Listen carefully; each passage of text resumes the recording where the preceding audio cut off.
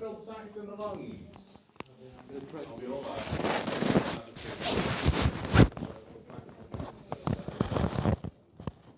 We're going to talk more about it. Our friends, Andrew. you have anything for the first question? Yeah.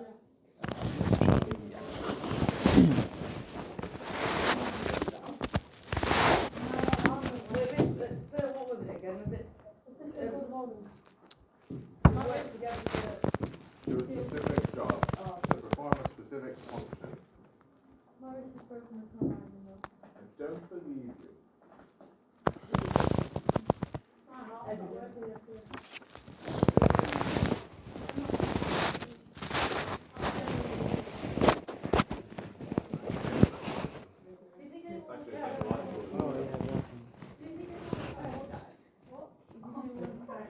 Wow. Oh yeah.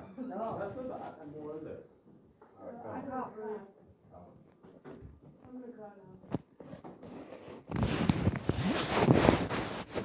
Okay.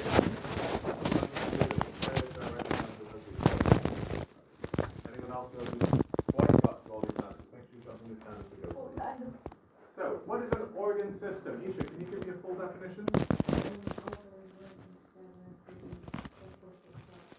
Okay, so it's a group of organs working together to do a specific job. What is our definition then of an organ? An organ system is a group of organs. What is an organ? A group of tissue. What? A group of tissue working together to do a specific job. A group of tissues working together to do a specific job. What is our definition of a tissue, Monica?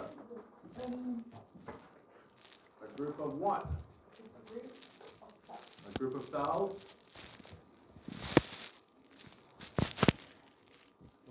Working together. Perform a specific function. Thank you, Monica. Your voice has changed a lot in the last 10 seconds. Go on, Monica. The root of cells that work together. There we are. Okay, so you will see the fact that it's a puzzle pattern, granted away to it at all. It's going to do the same thing. The definition of each of them is a group of whatever the level below is, cells, tissues, organs, whatever, working together to do a specific job. Okay, that's our hierarchy. That's what we did our first lesson right together. That's a bit of a recap of it.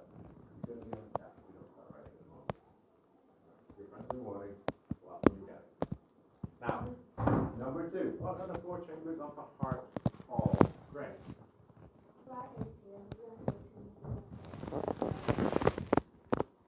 Okay, brilliant. So we've got the left atrium, the right atrium, the left ventricle, the right ventricle. Now if I drop a little heart on the board, I'm even going to drop heart there. Wow. So, which one of those? Top right, top right. Which one of those is the left atrium? Tyler, which one's the left atrium? The one on the top right of that diagram. Well, we talked about this last lesson, and it's because a heart diagram is literally, if I'm facing you and you got the front off me, so you can see the chambers of my heart, my left is your right. If you draw a diagram, if you sit down there and do a sketch of my heart, my left. That's why we read diagrams like that way. Okay, so the right is on the left-hand side. Lots of people get that wrong. That's why I keep going on about it. It's on the diagram. Don't get confused. Like for me, it's still my left-hand side. My left ventricle is on my left. But if I'm looking at the picture, then the left ventricle is on the right. Okay, so don't get mixed up. It's just, if you look at the diagram and it's on the left of the diagram, it's the right one. It's just the opposite of whatever you expect. So, what are the 4 chambers of the heart called? Well, they're the right atrium, right ventricle, left ventricle. Okay, you could have left and right ventricles and atria, or whatever you want there, as long as you've got all 4. How are the lungs adapted to their job? Now, we haven't talked about this at all together, but you will have done a little bit about adaptations of the lungs at some point in biology. How are the lungs adapted for their job? First of all, what is the job of the lungs, Gypsum? What's the job? That's the. So that is pretty, yeah, there's well, things that breathe, aren't there? So things that actually do that. But what specifically does that mean? What do we want to take in and out of our body when we're breathing? Okay, we want to take oxygen in or out? In. What do we want to get get rid of? Carbon dioxide. Carbon dioxide, okay? That's the whole point of breathing. That is the job of the lungs, to exchange oxygen out of the blood and carbon dioxide out of the blood. That's the full description of the job of the lungs. How are they adapted for that job? How are they specialized so they're really good at that job? KG. What were we talking about? What's that? Alveoli, okay? So the main adaptation the lungs have is all those little air-filled sacs, look like little bubbles inside the lungs, called alveoli. Okay, and have you ever seen a lung? Have you seen a lung dissection or a lung kind of demo? Yeah. An actual lung in front No. of you? Have you seen one? Yeah. What do you want? Well, maybe. Maybe in a couple of weeks we'll see. So, what do That's you a demo. Now, lungs are brilliant. You can actually cut a little piece of the lobe of the lungs off, and you can put it in a beaker of water, and it will float. Because the lung is mostly empty. It's just air. It's full of air. It's like a sponge. So if you put a sponge before it soaks up water into the water, it will float. The lung is exactly the same. It will literally float in water because it is mostly air. Because it's mostly those empty sacs, the alveoli. Yeah. What lungs are these dissection? Sheep. Most of the animals we use when we can are sheep. Don't the lungs need like a diaphragm to like The help? diaphragm is the muscle underneath. Yes, that controls the size of the chest cavity to make the lungs expand or contract. To let air rush in or push it out. Yeah, we do have a diaphragm. Straight right here. And it can move up or down. It's a muscle. So today we are building on all that. We are building on that, and you're on a step now, Freya. Right, now we are building on that by talking about the flow of blood through the heart. So this is using these diagrams that you guys got labeled up. I started labeling up there for me last lesson. We are going to write a little flow chart, a little description of where the blood goes and when. So in the order that it goes through things. Very, very common to see on exam. And it helps to kind of piece together a lot of stuff that you will have heard about before. It all kind of comes together in this topic of where the blood goes and why. So, what I'm going to ask you to do, guys, is, as each of these steps comes up on the screen, I would like you to write it in your own words in your book. Okay? You don't need to write the exact wording. You can write it in your own words. You just need to make sure that you include the correct order of the changes of the heart and the blood vessels that are involved. Okay? There's a couple other key words that you'll need to include that I'll prompt you to. I'll let you know what they are as I go through. So first off, what is the job of blood? What does blood have to carry around your body? What is the point of even having blood bidding? carry oxygen? To carry oxygen? Anything else? Were you going to say that? Yeah. Have I made Vinny steal your answer? Yeah. What else does blood carry around? Red blood cells. I'm glad you said that. They're actually relevant to oxygen, which is what we're talking about. Lovely. In the case of blood, it's partly made up of and does carry around red blood cells. Their job is to carry that oxygen around. That oxygen binds to those red blood cells, and they move around the body, and they carry that oxygen around. Okay? Now this is all a story about that. This is a story about oxygen getting where it needs to be. That's what all of this is about. Blood actually has other jobs. It carries carbon dioxide away from cells. We're not talking about that right now. It carries around your immune system, your white blood cells. We're not talking about that right now. It gets rid of waste products from your cells. That isn't what we're talking about right now. We're talking about this story about blood getting oxygen where it needs to be. It's just in the pocket, just got a side. That's fine. It was a moment ago, so now you put it away. That's fine. Okay. Now, first of all, let's imagine that the blood has gone around our body. It's gone around every cell in our body, giving oxygen to all the cells that need it. Okay, it's coming back to the heart now. It needs to refresh itself. It needs more oxygen. So the first thing it does is back from the body, it enters the right atrium through the vena cava. Can you please jot that down, guys? As I say, you can put in your own words, but make sure you get the order correct and you have the names of these parts correct. Enters the right atrium through the vena cava. Alright, we can see the vena cava up on the top left of our diagram going into the right atrium. That's the first thing that happens. Is it the superior? What's that? The superior and inferior? We don't need to worry about that at all right now. But well done for knowing they exist. Those are just coming from different parts of the body, but they meet together into the vena cava to enter that atrium.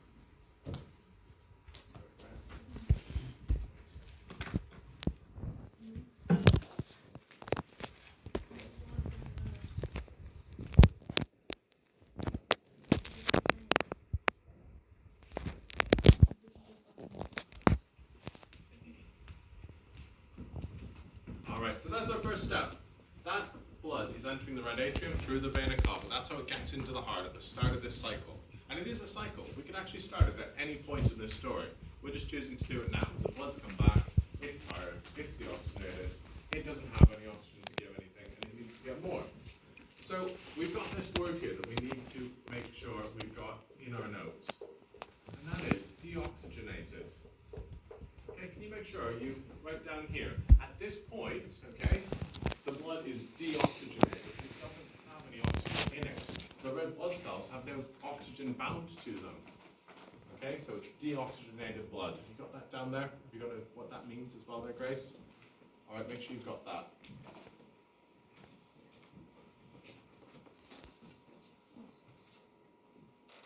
Okay. Get ready to get away from Jesus step 2.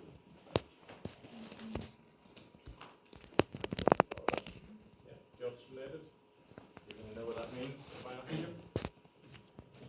Well, I guess it says the Do you want to be a Michelin today? Do I need to grow my beard out again? Because, you know. Yeah. Go on. Yeah, the definition for it. For deoxygenated, it just means blood that has no oxygen in it. Or so little oxygen that it might not have it did have oxygen once, it's just gone and let it enter all the cells in the body. By the way, guys, what do we call the process that oxygen uses to get across the cell membrane, to get into our cells from the blood? What do we call that? What's that? Respiration. No, that's a chemical reaction. That's even completely different. That's the mitochondria. What do we call the process whereby oxygen, carbon dioxide, move across the cell membrane from an area of high concentration to low concentration? What's that word? Monica's literally grabbing for it. Yeah. What do we call that?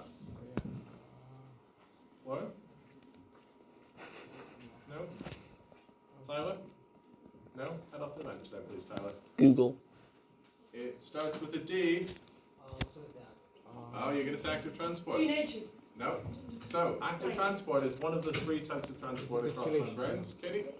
It's diffusion. Well done. Diffusion is the one. Nope. Ollie? Alright, Ollie? I would love to have to let you go late because you haven't heard all of this. I mean, pay attention. So, diffusion is the process that blood uses to move across the cell membrane into our cells, and the carbon dioxide uses to leave our cells as well. That's blood. Next, we've got blood going from the right atrium into the right ventricle. Okay, so from the right ventricle just up here, it goes into the right ventricle below.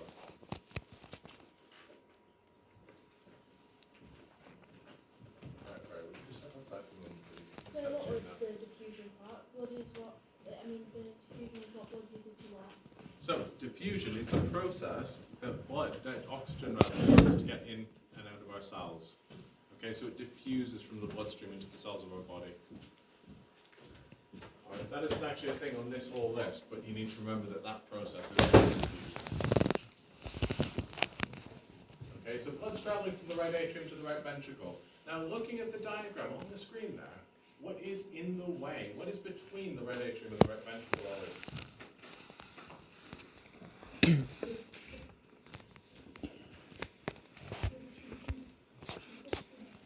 Yes, the tricuspid valve, absolutely, okay? Now the tricuspid valve is in the way, and it is a one-way valve. Blood can only go one way through it. Blood can only go from the atrium to the ventricle. It can't go back the other way. So our next step What happens if it goes backflip? that the tricuspid valve lets the blood through from the atrium to the ventricle, and then it shuts. It doesn't let the blood go back the other way. Okay, if it did go back the other way, then we've got another one of our key words here that we must include, and that is backflow. Backflow is just the really simple, easy, intuitive science word for when blood is going the wrong direction. It's flowing backwards. Okay, the valves prevent backflow. They close, so the blood can't go that opposite direction, that wrong way. There's a door shut in their way instead. Yeah. What happens if it does like go backwards? If the valves aren't working properly, in other words. That was a 4 mark question on my second year 10's final paper last year. And they had to think through, well, what would happen? There'd be less blood flowing the right way. There'd be less blood getting to all the cells in the body. The cells in the body would get less of what they need, less glucose, less oxygen, fewer waste products taken away, and therefore they wouldn't be able to do exercise as well because of reasons A, B, C. And that was a genuine format question. Okay, and for that you need to think through the chain of what would happen if, what happens next, what does that cause? You get it? Yeah. What's that? Backflow is when blood's going in the wrong direction, literally when it flows backwards. It's exactly what it sounds like actually. Did that actually happen? It can happen, yeah, that's what. Well, when you have, well, that's what I was just saying over there, is that is exactly what happens if you have a faulty heart valve. It's that leaky valve, or a leaky valve, so they sometimes have to replace it. It will usually result in you becoming tired much more quickly than you should, normally, if you were fully healthy. Okay, so that would be the first sign, is that actually you can't do exercise particularly well. You get too tired, you get fatigued. Okay. That's when you need to try to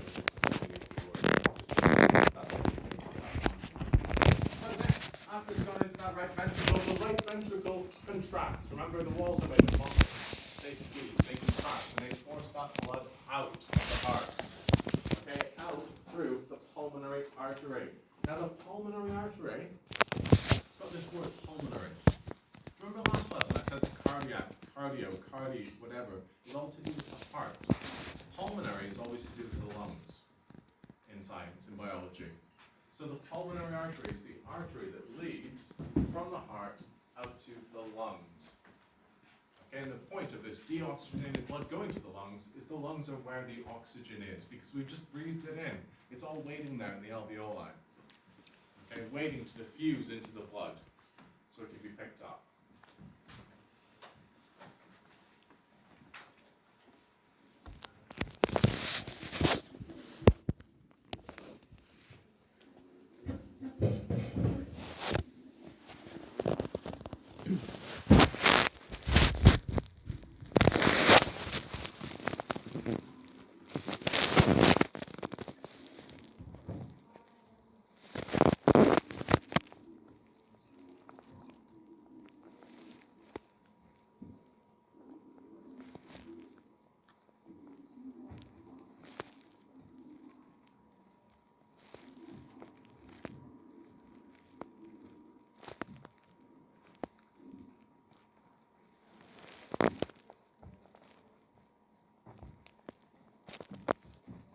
Okay, so the oxygen is now in the blood. It's diffused from the alveoli, and that air in the alveoli is diffused into the blood. The blood is now in the lungs. Now we need to get this oxygen in the blood around our entire body, but it doesn't have enough force. The right ventricle hasn't given it enough force to get all the way around our entire body. So we need to do something else with it first. Now, we need to go that fast, we should be going.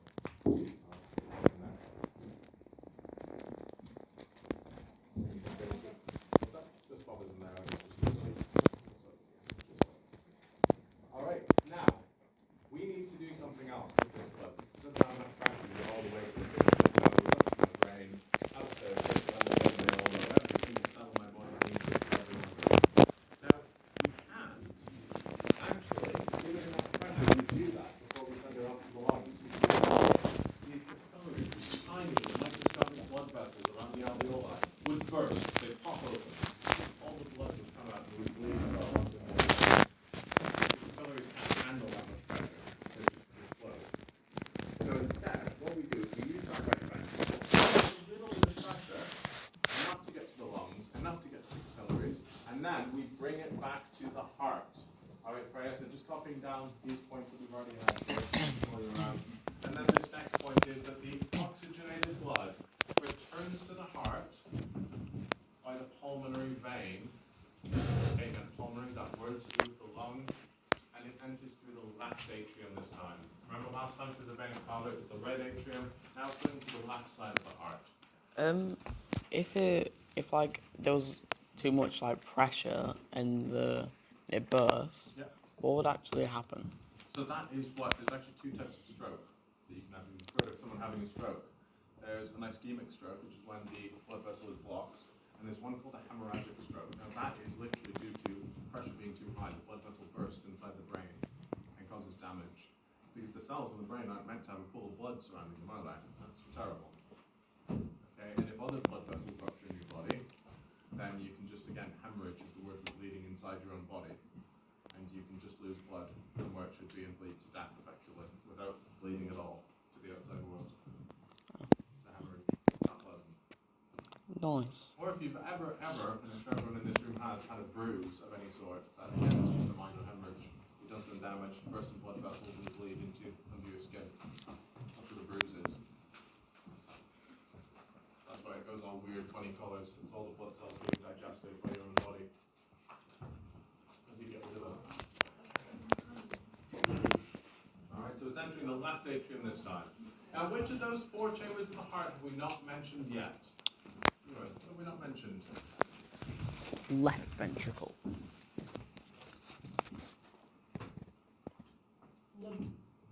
This. No, so I'm talking about the chambers here. So we've had the right atrium, Left we've had the right ventricle, ventricle. we've had the left atrium. Ventricle. The left ventricle is the only one left, okay? So the next bit of the story must be about that left ventricle. And it is. So it's in the left atrium. Then it goes through the bicuspid valve, which is what you were saying though, isn't it? It has to go through that bicuspid valve into the left ventricle.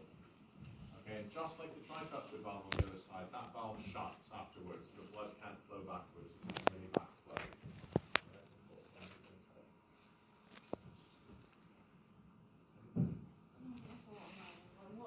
What's that all gonna do? Because it's not gonna go in my brain, and also I just wrote that and I couldn't even tell you what I even wrote. So, the blood is now in the left ventricle. It's gone through from the left atrium, gone through the bicuspid valve. That valve is shut to prevent backflow. Yes. If it went like backwards, Yeah, backflow, yeah.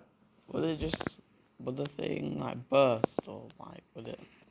So, Like in the valve broke.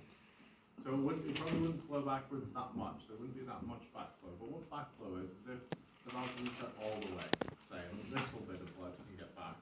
Now what it does is it makes the flow of blood less efficient.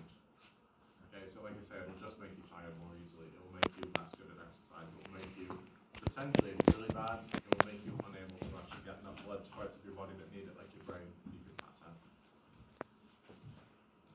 Okay, so it's in here. Now the left ventricle, remember those thick muscular walls that we saw, that really, really thick chamber? Those are muscles. They're going to contract. And the left ventricle is going to pump that oxygenated blood around the entire body via the aorta. Okay, that's an artery, the aorta. It's the largest artery in our body. Okay, it has to be the largest because it has all the blood that goes out to your entire body going through that one blood vessel, that one artery, before it branches off to go around to your arms and your legs and your organs.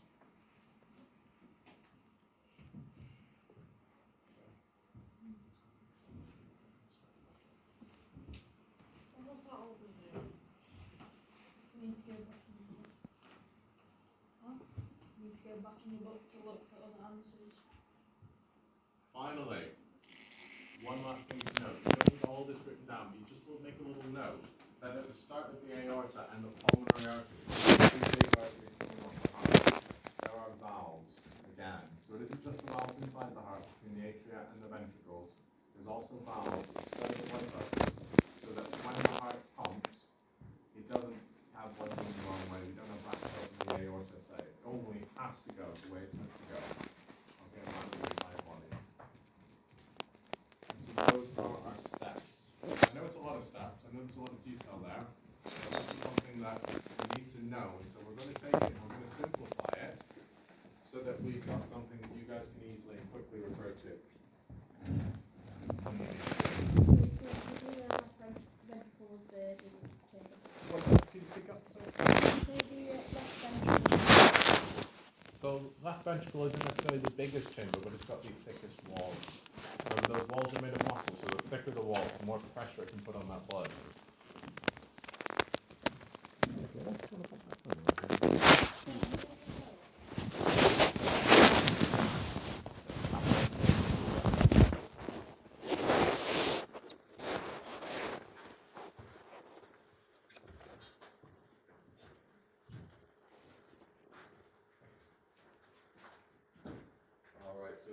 are our steps. These are the steps that the blood has to travel through to get around the body. Now, here's what I'd like you guys to do. We are going to simplify this because I know there's a lot there, and I know if you're looking back and you want to just do it